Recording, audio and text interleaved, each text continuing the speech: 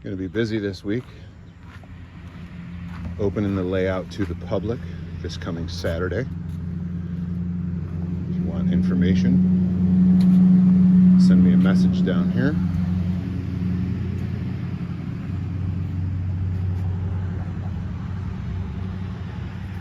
So this is what we call phase one.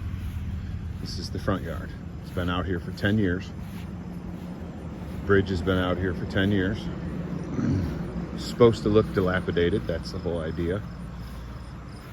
The next thing we're going to do on the layout is work on the inner loop in here and actually make it an inner loop with a couple of industries in it.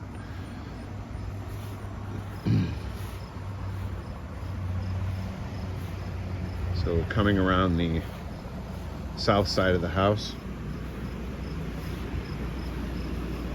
see where the track comes and heads to phase two behind door number one.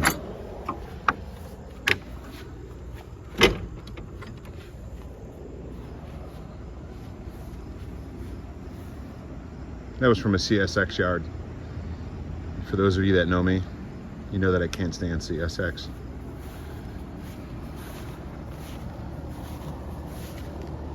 Here's the two tracks that came in from the other side of the fence, coming to phase two. This is Morland Yard, after a good friend of ours who likes to take up all kinds of room on the main when he's building a train. So we designed this yard so he could build a train long enough on 1, 2, 3, the third track from the end right there, and build a train without being on the main. So thank you, Mr. Morland.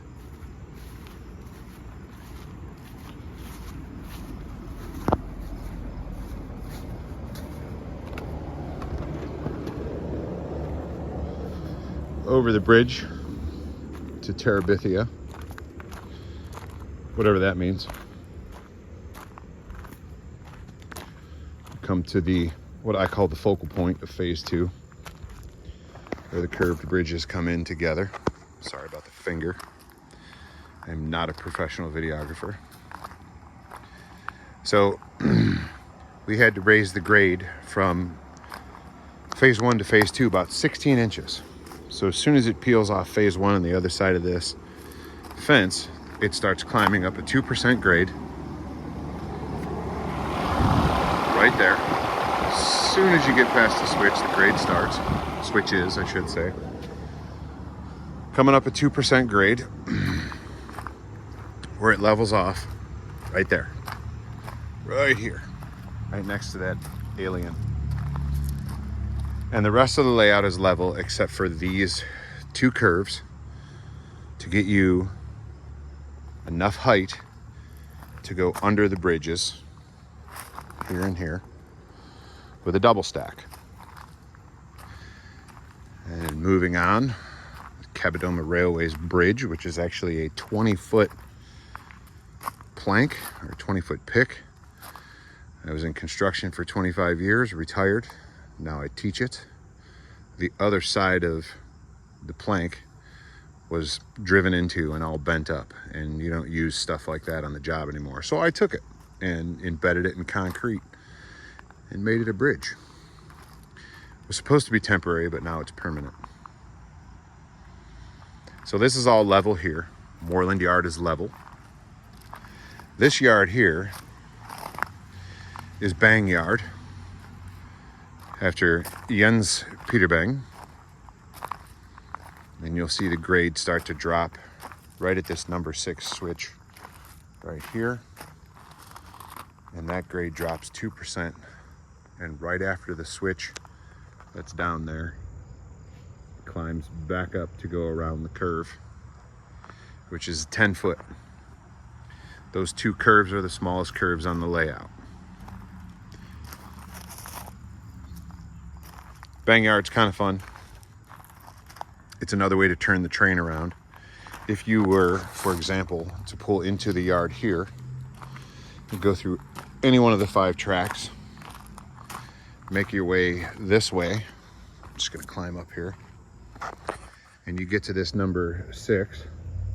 If you were to go to the left, you would be going into Morland Yard and then back out onto the main, going in the proper direction. However, if you go to the right, you have successfully turned around. There are several ways that we keep discovering that you can turn a train around on this layout. One of them is going up the helix.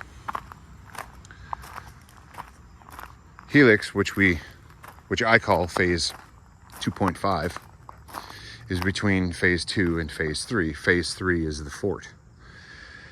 We are calling this phase 4. All the track has been screwed together.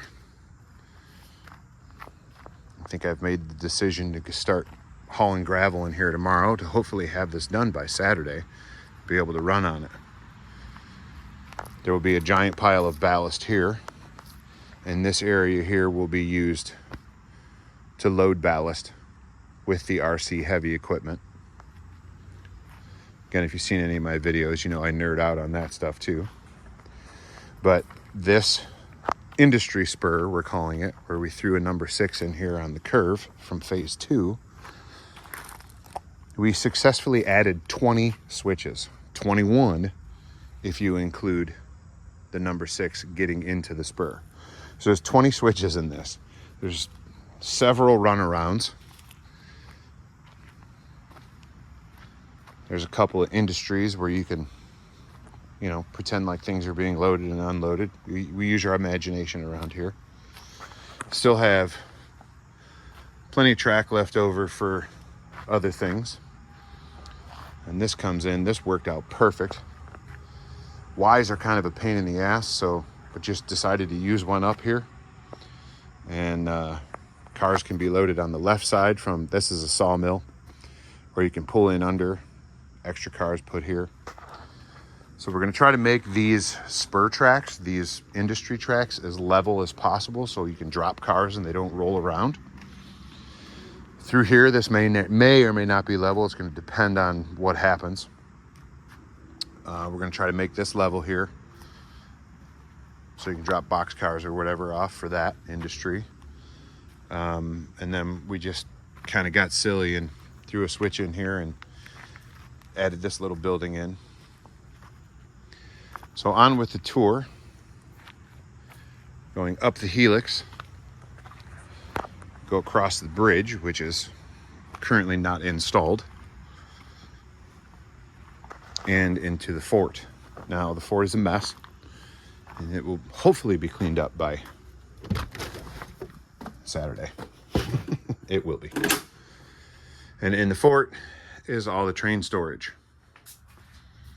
Cars, everything over here is in queue because something's wrong with it and it needs to be fixed. It could be simple as a coupler or a small piece has fallen off, need to be glued back on. Then out back here is the turnaround. So if you want to come and see it in person, come see it in person Saturday. We are in Northeast Ohio. So there's plenty of bed and breakfasts around here. There's a couple of hotels 15 minutes away. Should be fun.